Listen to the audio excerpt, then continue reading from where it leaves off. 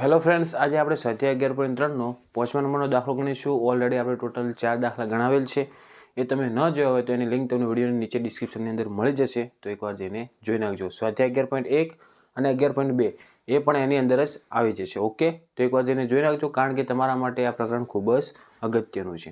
ચેનલની અંદર જો પહેલી વાર આવ્યો તો ચેનલને સબસ્ક્રાઈબ કરો, બેલ આઇકન દબાવો, જેથી આવા યુઝફુલ વિડીયો તમને સૌથી પહેલાં મળતા રહે. ધોરણ 9ના તમારા જેટલા પણ મિત્રો હોય એમના સુધી પણ આ વિડીયોને જરૂરથી શેર કરજો. ઓકે, હવે જો મિત્રો 5મા નંબરના દાખલાની રકમમાં આપેલ છે કે એક શંકુ આકારના પાયાના ઉપરના ભાગનો વ્યાસ 3.5 મીટર અને ઊંડાઈ 12 મીટર છે, તો તેની ક્ષમતા કિલોલીટરમાં શોધો.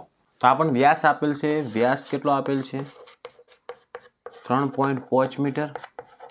તો આપણે વ્યાસ પરથી શું મેળવવાની? પહેલાં ત્રિજ્યા મેળવવાની. તો ત્રિજ્યા કેવી હોય? વ્યાસની અડધી. તો વ્યાસ ભાગ્યા 2 એટલે કે 3.5 ભાગ્યા 2. હવે જો પાછું આપણે આ પોઈન્ટ કાઢવો પડશે. પોઈન્ટ કાઢશો, નીચે ભાગાકારમાં કેટલા આવશે? 10 આવશે. તો 35 ભાગ્યા 2 તો હતા જ, અને 10 આવશે. એ 2ના શું થાય? ગુણાકારમાં જશે. 35ના ભાગ્યામાં 10 આવશે, પણ ભાગ્યામાં 2 હતા તો 2 સાથે ગુણાઈ જાય. તો 35 ભાગ્યા કેટલા મળશે? 20. આ શું મળ્યો આપણને? R ત્રિજ્યા. આપણે પોઈન્ટ દૂર કર્યો એટલે. હવે જો મિત્રો શંકુ આકાર કીધેલ છે આપણને, એટલે ઉપરથી ગોળ છે ને ઉપરનો ભાગનો વ્યાસ આવેલો હતો આપણને.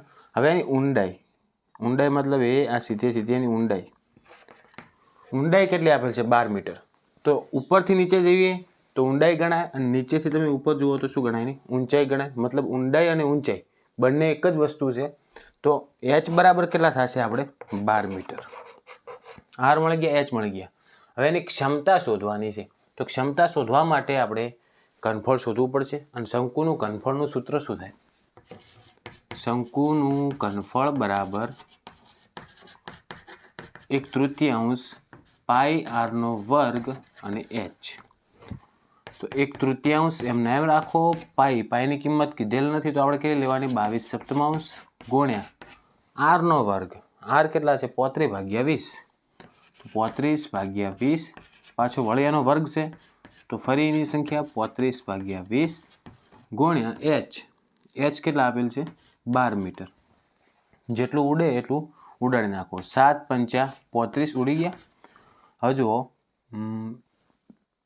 5 ચોક 20, કારણ કે 5ના ઘડિયામાં 20 આવે, તો 4 ઉડી ગયા ને, 4 આવી ગયા. રેડી? હવે જો 3 ચોક 12. આ 3 નીચે ભાગાકારમાં હતા એટલે ઉપર 12 હતા, ઉડાડી દીધા. 4 4 પાછા ફરી ઉડી ગયા. હવે ઉપર વધ્યું શું છે? 22 અને 35 ભાગ્યા 20 છે. હજી આને સરળ બનાવવું હોય તો 20ને આપણે 10માં કન્વર્ટ કરો, એટલે કે 10 ગુણ્યા 2. કારણ કે સીધો આપણે એક જ શૂન્ય આપેલ છે, તો એક સંખ્યા પછી પોઈન્ટ કાપવાનો રહે ગુણાકારમાં, એટલે ભાગાકાર તમારે સહેલો પડે. તો આપણે 20ના 10 ગુણ્યા 2 હવે કર્યા. એવી જ રીતના જુઓ, 35ને 2 વડે ભાગી ન શકાય. 11 દુ 22, એટલે કે 22ને 2 વડે ભાગી શકાય. તો 2 ઉડી ગયા. હવે ઉપર વધ્યા એક 35 અને એક 11. એ બંનેનો ગુણાકાર કરો. 35 ગુણ્યા 11.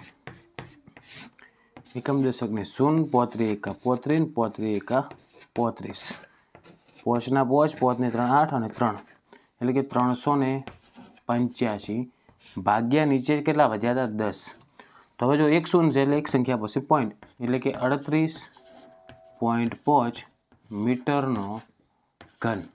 કારણ કે આપણે ઘનફળ શોધ્યું છે, તો મીટરનો શું આવશે? ઘન આવશે. રેડી? વર્ગ નહીં આવે. ક્ષેત્રફળ હોત તો શું આવત? વર્ગ આવત. હવે આપણે એની ક્ષમતા, હજી જવાબ આટલે નથી આવતો, એની ક્ષમતા કિલોલીટરમાં શોધવાની છે. તો જુઓ, તમારે આ સૂત્ર યાદ રાખવાનું કે 1 મીટર ઘન બરાબર 1 કિલોલીટર થાય. કેટલા? 1 કિલોલીટર. તો આપણે એવા કેટલા મીટર ઘન આવ્યા? તો 38.5 મીટર ઘન બરાબર કેટલા? તો આ બંનેનો થાય ચોકડી ગુણાકાર. 38.5ને 1 વડે ગુણવાના, તો 38.5 જ આવશે.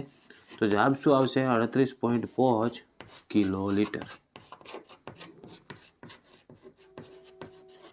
ઓકે, આશા રાખું છું મિત્રો આ વિડીયોની અંદર તમને કમ્પ્લીટલી ખ્યાલ આવી ગયો હશે. અને જો ખ્યાલ આવી ગયો હોય તો જરૂરથી કોમેન્ટની અંદર જણાવજો. વિડીયો ગમ્યો હોય તો પ્લીઝ વિડીયોને લાઇક કરજો. ચેનલને સબસ્ક્રાઈબ ના કરી હોય તો સબસ્ક્રાઈબ કરો. બેલ આઇકન દબાવો, જેથી આ યુઝફુલ વિડીયો તમને સૌથી પહેલાં મળતા રહે. ધોરણ 9ના તમારા જેટલા પણ મિત્રો હોય એમના સુધી પણ આ વિડીયોને જરૂરથી શેર કરજો. ઓકે, હવે મળીશું આપણે નેક્સ્ટ વિડીયોમાં. Thank you so much for watching my videos. Thank you so much.